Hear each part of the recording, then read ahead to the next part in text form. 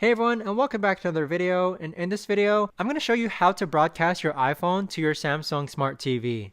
Now this video is going to be particularly useful for individuals who are trying to share their iPhone screen to their Samsung Smart TV so that everyone can see. How do you actually go ahead and do that?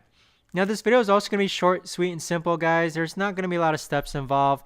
But first things first, you want to make sure that your TV and your iPhone are connected to the same exact Wi-Fi network, okay?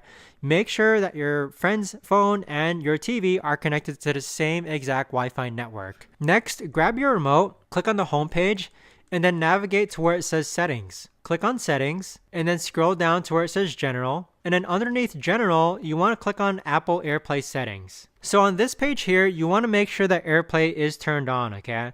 So with AirPlay, if you click on it once, you'll see that it's turned off, and then if you click on it again, you'll see that it's turned on. Next, grab your phone and unlock it, and then swipe down until the control center appears. Click on screen mirroring, and then click on living room TV. So what I'm doing now is I'm now mirroring my iPhone to be broadcasted onto my Samsung Smart TV.